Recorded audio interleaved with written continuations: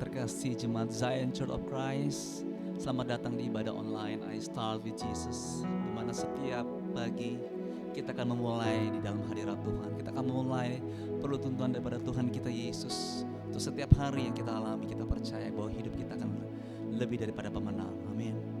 Bapak Ibu Saudara sekalian juga boleh mempersiapkan perangkat perjamuan kudus berupa roti dan anggur dan juga minyak urapan dan juga catatan kecil supaya bisa mencatat hal-hal poin penting yang akan disampaikan oleh Pastor Robi Matulesi.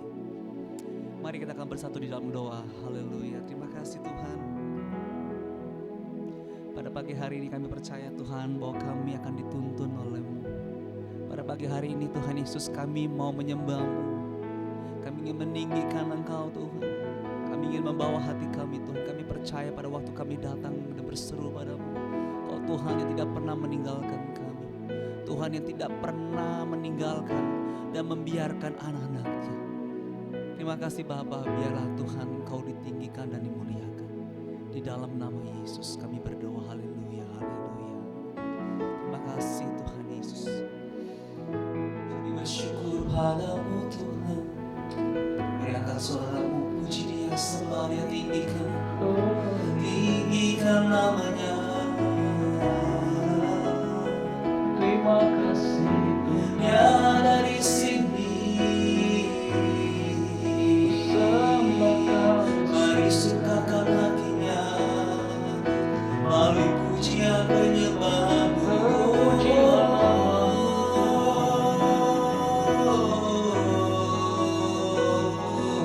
Tinggikan namanya, sebab Dia layak terima segala pujian.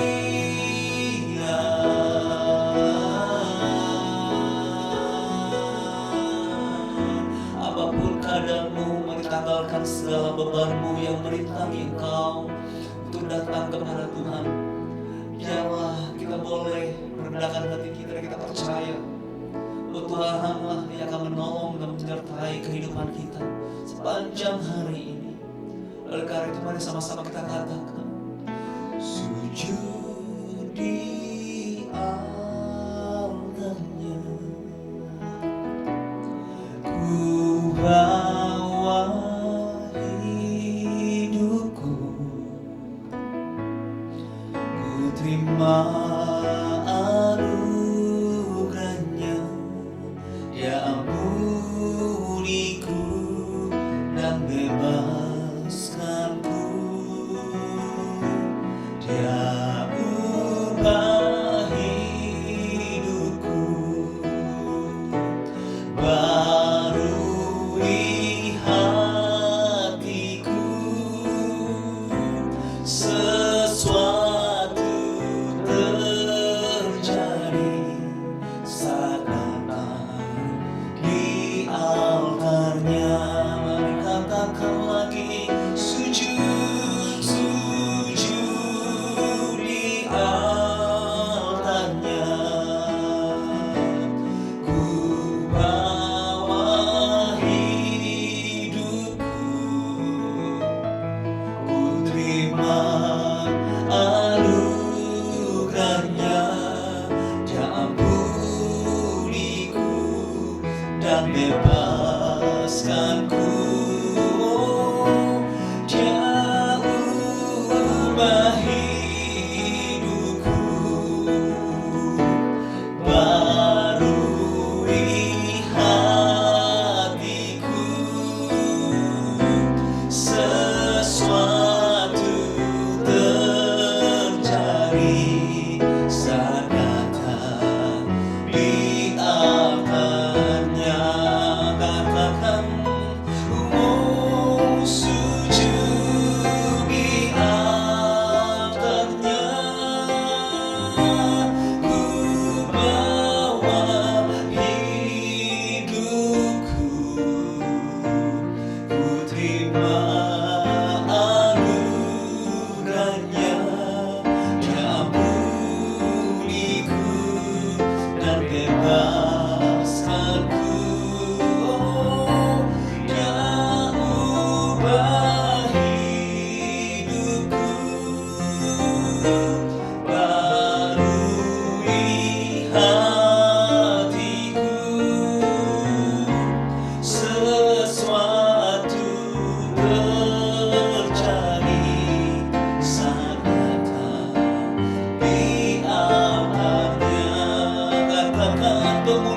terjadi, pemulihan terjadi. Katakan kesembuhan, kesembuhan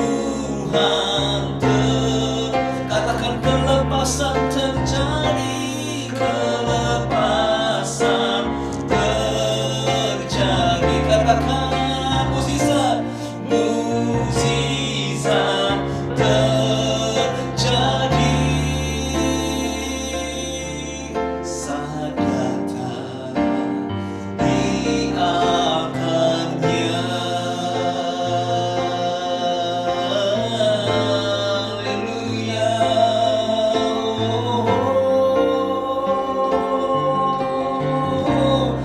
Bagi sebuah Tuhan, haleluya, hadiratnya di tengah kita. Oh, pemulihan terjadi saat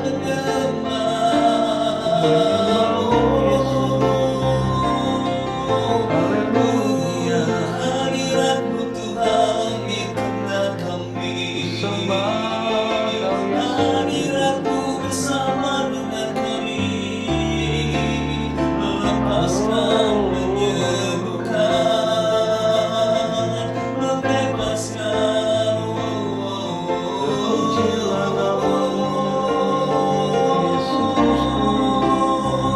Nyanyikan dengan iman. Oh ya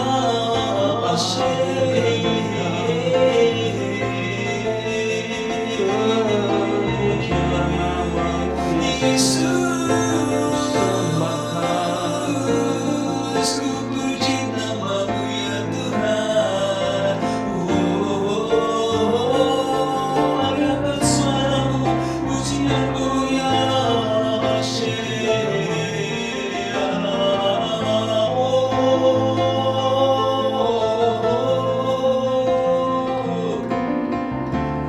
Yesus, Yesus, Yesus. Haleluya. Mari sama-sama kita percaya kita punya Tuhan yang besar, yang telah berjanji dan sanggup menggenapi. Haleluya. Sama-sama kita katakan, aku punya Tuhan yang besar, yang telah berjanji dan sanggup menggenapi. Imanku bersepakat percaya kuasanya, ku terima sekarang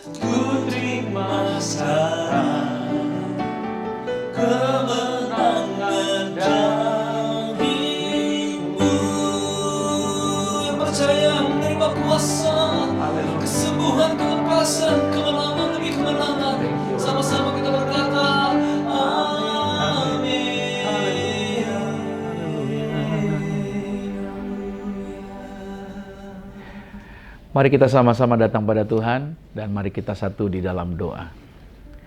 Tuhan Yesus, kami bersyukur buat kesempatan-kesempatan yang Tuhan percayakan. Balik di hari ini, di pagi hari ini Tuhan, kami sujud menyembah, kami menaikkan pujian pengagungan, kami boleh menikmati hadirat Tuhan. Sungguh luar biasa lawatan Tuhan bekerja atas kami. Dimanapun setiap anak-anak Tuhan ini berada, semua dijumpai, semua dilawat, semua diberkati, dan semua menyadari akan setiap penyediaan yang ajaib yang Tuhan sediakan. Oleh karena itu aku berdoa, berkati setiap mereka, berkati setiap anak-anak Tuhan yang mengikuti siaran I Start with Jesus. Apapun aktivitas mereka saat ini, diberkati berhasil. Mereka bergerak di dalam kemurahan, mereka dijaminkan di dalam kemuliaannya Tuhan. Maka kalau sebentar kami dengar firman, berbicara bagi kami, firman-Mu adalah kebenaran, satu-satunya kebenaran yang memerdekakan. Apa yang keluar dari mulut bibir lidahnya Allah tidak akan pernah kembali dengan sia-sia, tetapi akan mengerjakan segala perkara dan pastinya berhasil. Bimbing kami, didik kami, ajari kami dengan firman-Mu, karena firman-Mu lah yang menjadi terang bagi perjalanan kami, dan firman-Mu lah yang menyingkapkan segala sesuatunya. Bahkan apa yang tersembunyi, yang mungkin orang tidak tahu, di hadapan Tuhan tidak ada yang tersembunyi. Semuanya nampak dengan jelas. Oleh sebab itu kami terus bersyukur, kami terus datang pada Tuhan, dengarkan firman Tuhan, berbicara bagi kami, untuk kami dikuatkan, melangkah, dan menyelesaikan segala hal yang Tuhan telah percayakan buat kami. Terpujilah nama Tuhan, dalam nama Yesus Kristus. Haleluya, haleluya. Amin. Puji nama Tuhan. Selamat pagi Bapak Ibu Saudara yang kasih Tuhan. Selamat bergabung di dalam I Start with Jesus melalui siaran Zion Church of Christ. Saya berdoa dimanapun saudara berada, baik saudara yang ada di rumah, baik saudara juga yang ada mungkin di kendaraan, mungkin juga saudara yang ada di tempat yang berbeda, atau saudara yang ada di luar negeri. Kami senang bisa menyambut kehadiran saudara di dalam acara ini. Dan saya berdoa, biarlah firman Tuhan yang kita terima ini menjadi bagian yang menguatkan, yang akan menolong kita dalam segala aktivitas apapun yang sedang kita lakukan.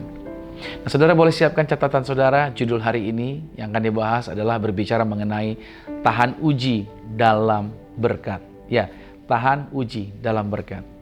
Dalam 1 Tawarikh pada pasal 21 ayat 1 dan ayat yang kedua dikatakan seperti ini. Iblis bangkit melawan orang Israel dan ia membujuk Daud untuk menghitung orang Israel. Lalu berkatalah Daud kepada Yoab dan kepada para pemuka rakyat, pergilah, hitunglah orang Israel dari Beersheba sampai Dan, dan bawalah hasilnya kepadaku, supaya aku tahu jumlah mereka. Allah mengizinkan iblis menggodai Daud setelah Daud banyak keberhasilan dan memperoleh banyak kemenangan-kemenangan besar. Iblis itu tidak pernah menyerah untuk tidak lagi menggodai anak-anak Tuhan. Nah, dari kisah Daud dapat kita pelajari bahwa ujian anak-anak Tuhan itu bukan hanya terjadi ketika mereka ada di level terendah, tetapi juga pada saat kita berada di level atas. Di sana juga ada ujian yang akan dihadapi. Kita melihat perjalanan Daud. Tuhan telah membawa Daud yang awalnya dia adalah seorang pengembala ternak. Kemudian Tuhan angkat dia menjadi raja atas Israel. Daud menjadi seorang yang berhasil. Daud menjadi seorang yang sukses. Lalu kemudian Daud merayakannya dan Daud mulai bersantai. Ada sebuah filosofi yang memberikan tuntunan kebenaran bagi kita, yaitu janganlah berlama-lama merayakan kemenangan. Kenapa demikian? Karena kita mudah lengah pada saat sedang berada di posisi keberhasilan. Itu sebabnya Yesus mengingatkan setiap kita untuk berjaga-jaga terhadap bahaya godaan daripada si iblis. Markus 13 ayat 33 berkata, hati-hatilah dan berjaga-jagalah, sebab kamu tidak tahu bila manakah waktunya tiba. Lalu, Tuhan juga memberikan kita gambaran atau sebuah ilustrasi bahwa setiap orang percaya adalah seperti domba yang berada di antara para serigala-serigala yang buas. Lukas 10 ayat 3 berkata, "Pergilah, sesungguhnya aku mengutus kamu seperti anak domba ke tengah-tengah serigala." Ada pertanyaan yang saya bertanya dan sama seperti saudara. Mengapa Tuhan tidak ingin Daud melakukan penghitungan atau sensus penduduk Israel? Jawabannya adalah Daud menjadi berdosa karena melalui penghitungan tersebut Daud berbangga diri bahwa Tuhan berkenan memakainya untuk maksud-maksud besar di dalam kerajaan Israel. Dengan menghitung rakyatnya, Daud berusaha meninggikan dirinya dan Israel serta mengandalkan kekuatan nasional mereka. Sikap menyombongkan diri seperti itu, mau tidak mau, itu hanya akan mendatangkan sikap percaya diri dan rasa unggul diri, sehingga tidak lagi hidup dengan rendah hati dan iman. Atau dengan kata lain, Daud mulai melepaskan ketergantungannya dari Tuhan. Nah, inilah sebenarnya jebakan iblis untuk membujuk kita meletakkan kebanggaan dan kekuatan kita pada segala sesuatu yang bukan Tuhan. Saya nggak tahu apakah itu bisnis, apakah itu teman-teman, apakah itu proyek kita, apakah kepandaian kita, apakah keluarga kita, atau apapun yang di luar Tuhan. Lukas 16 pada ayat yang ke-15 berkata, "Lalu ia berkata kepada mereka, 'Kamu membenarkan diri di hadapan orang, tetapi Allah mengetahui hatimu. Sebab,' ini dia kata-katanya, 'apa yang dikagumi manusia, itu dibenci oleh Allah.'" Daud seharusnya ingat bahwa semua kemenangan Israel itu diperolehnya dengan bantuan daripada Tuhan.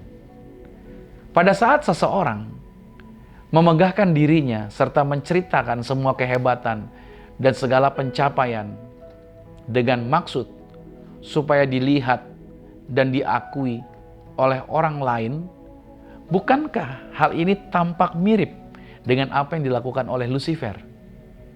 Sehingga Lucifer itu dibuang dari sorga. Tuhan Yesus sangat mengasihi setiap kita.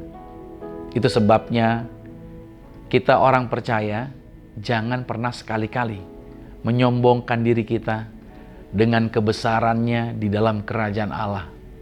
Melainkan sebaliknya, mari bermegahlah di dalam kelemahannya kita. Agar apa? Agar kuasa Tuhan yang tampak terlihat menjadi sempurna. 2 Korintus 12 ayat 9 kata Paulus begini, "Tetapi jawab Tuhan kepadaku, cukuplah kasih karuniaku bagimu. Sebab justru dalam kelemahanlah kuasaku menjadi sempurna. Sebab itu terlebih suka aku bermegah atas kelemahanku, supaya kuasa Kristus turun menaungi aku." Dari pengalaman Raja Daud ini sebenarnya kita dapat belajar ada 3 prinsip penting yang dapat kita pelajari. Yang pertama, garis bawahi, catat baik. Iblis itu berarti penuduh. Sama-sama katakan, iblis artinya penuduh. Ya. Ayub 1 ayat 6 berkata, "Pada satu hari datanglah anak-anak Allah menghadap Tuhan, dan di antara mereka datanglah juga iblis." Ngapain? Iblis sedang menuduh di hadapan Tuhan. Tentang siapa? Tentang Ayub. Hal yang sama juga akan dilakukan iblis. Dia akan selalu bawa penuduhan kepada Tuhan tentang Anda, tentang kita orang percaya. Bahkan iblis berkali-kali datang sama kita untuk apa? Untuk menuduh, untuk menghakimi kita. Nah, iblis itu giat menentang usaha-usaha orang percaya untuk menyesuaikan diri dengan kehendak Tuhan dan menyesuaikan diri dengan standar yang benar. Iblis gak suka saudara sesuai dengan standar kebenaran.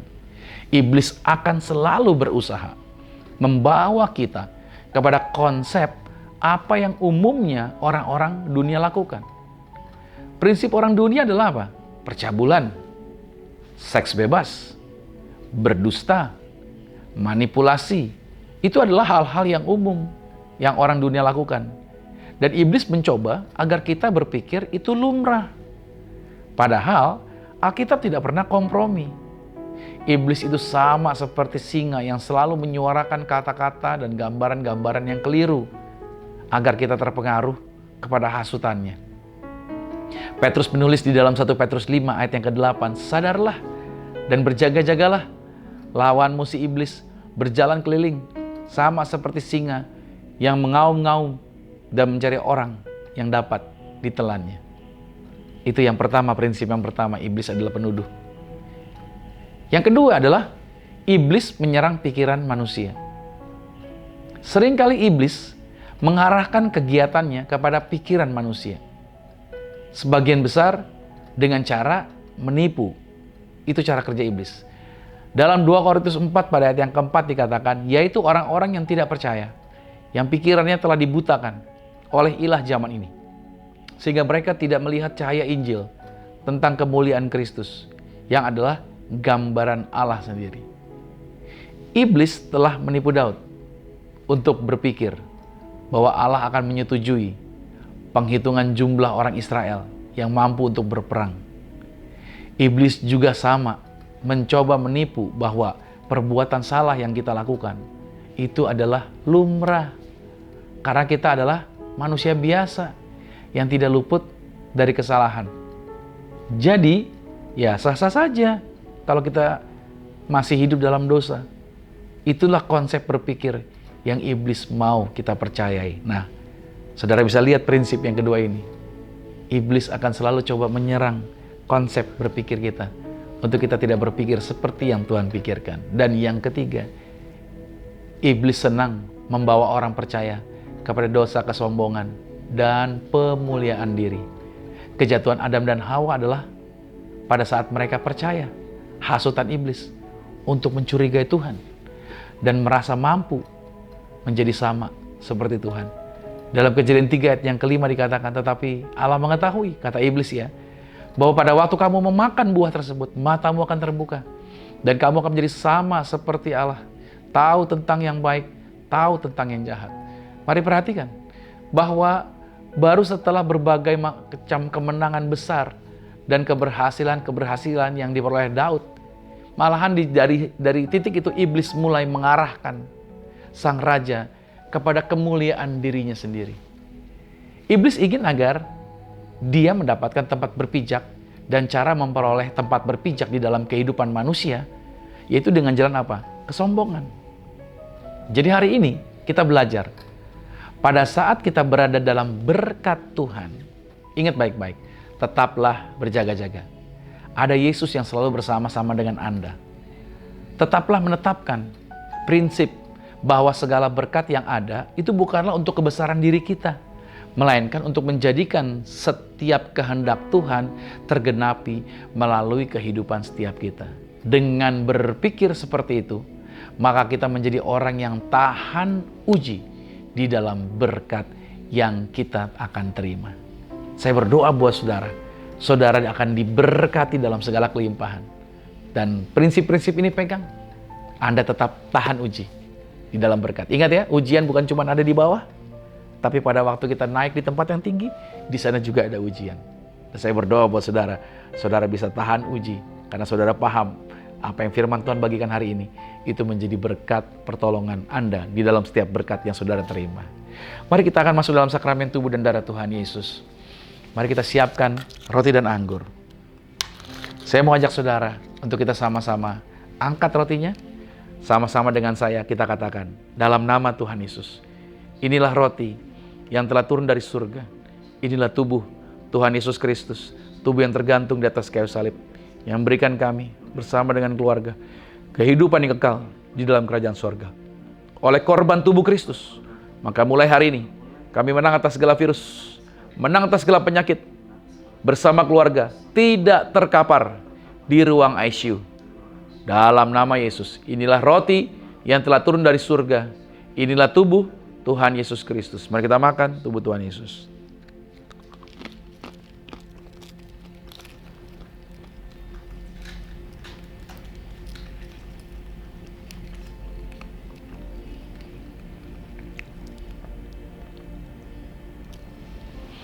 Mari kita angkat anggur ini di atas kepala. Mari dengan iman sama-sama saya katakan, dalam nama Tuhan Yesus, inilah darah Yesus Kristus, darah yang tercurah, darah yang tertumpah di atas kayu salib sebagai perjanjian yang baru dan yang kekal. Oleh korban darah Yesus, maka mulai hari ini bersama keluarga termeterai menjadi warga sorga. Kami punya rumah di surga, kami punya rumah di bumi, tidak mengembara, dimanapun berada melangkah, dijagai pasukan malaikat surgawi. Aku tolak santet, aku tolak kuasa gelap, aku tolak roh jahat. Oleh korban darah Yesus, kami percaya yang kami pegang, yang kami kerjakan di dalam karir, bisnis, proyek, usaha, studi, pelayanan kami diberkati lipat kali ganda dari berkat tertinggi yang pernah kami raih. Dalam nama Yesus, inilah darah Yesus Kristus. Mari kita minum darah Yesus.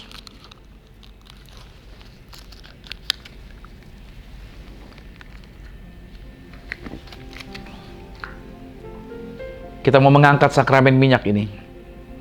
Percayalah saudara, kuasa Tuhan ada bersama dengan saudara. Anda bisa melepaskan perkataan berkat untuk keluarga Anda, untuk usaha Anda. Apapun yang Anda kerjakan diberkati oleh Tuhan berhasil. Sama-sama katakan dalam nama Tuhan Yesus. Inilah minyak urapan. Setiap tetes saya punya kuasa mengusir setan. Setiap oles saya punya kuasa mendatangkan mujizat, menghadirkan pasukan malaikat. Dalam nama Tuhan Yesus, inilah minyak urapan. Anda boleh teteskan di atas kepala saudara dan imani kuasa Tuhan bekerja, mujizat Tuhan terjadi atas hidup Anda. Maka siapapun yang terima minyak ini Tuhan, mereka mengalami kuasa, mereka mengalami mujizat Tuhan. Apa yang menjadi harapan, apa yang menjadi doa, apa yang menjadi pergumulan mereka, sepanjang waktu-waktu yang mereka jalani, ada mujizat, ada keajaiban demi keajaiban terjadilah atas kehidupan mereka.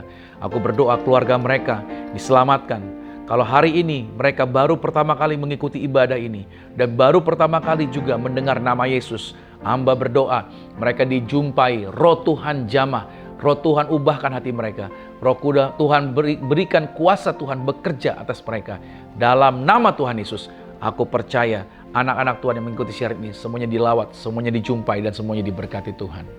Firman Tuhan dalam Amsal 18 ayat 21 berkata, hidup dan mati dikuasai lidah. Siapa suka menggemakannya akan memakan buahnya. Saya mengajak saudara untuk memberkati dirimu, untuk memberkati keluargamu, untuk memberkati hidupmu. Sama-sama dengan saya seperti yang ada di layar kaca, bersama-sama katakan, saya diberkati, berkelimpahan, telah ditebus, telah diampuni, dibenarkan, diurapi, disempurnakan, diberi kuasa, hidup dalam kasih karunia, berharga, aman, sehat, penuh kemuliaan, fokus pada Yesus, disiplin, percaya diri, pandai cerdas. Saya diciptakan segambar dan serupa Yesus untuk menggenapi setiap panggilan dan tujuannya atas hidup saya di dalam nama Yesus. Amin. Haleluya. Terjadilah atas hidup saudara setiap kata kalimat ini digenapi bagi kehidupan Anda bersama dengan keluarga. Arahkan hatimu dan terimalah berkat ini. Diberkatilah engkau di dalam usahamu, diberkatilah engkau di dalam pekerjaanmu, diberkatilah engkau di dalam segala aktivitasmu. Siapapun tinggal dengan engkau pasti diberkati. Keluargamu diberkati, orang tuamu diberkati, saudara-saudarimu diberkati, rumah tanggamu berbahagia. Terimalah berkat anugerah di dalam Bapa, Putra dan Roh Kudus di dalam nama Tuhan Yesus menyertai, mengurapi kita mulai hari ini sampai Tuhan datang, agar dimanapun keluargamu dan keluargaku berada, nantinya kita semua sama-sama menjadi warga kerajaan sorga yang percaya. Sama-sama dengan saya katakan amin. Puji nama Tuhan. Sampai jumpa pada acara yaitu I Start With Jesus berikutnya. Tuhan Yesus Kristus memberkati. Aku punya Tuhan yang besar, yang telah berjanji dan sanggup menggenapi. Imanku bersepakat percaya kuasanya. Ku terima sekarang kemenangan dan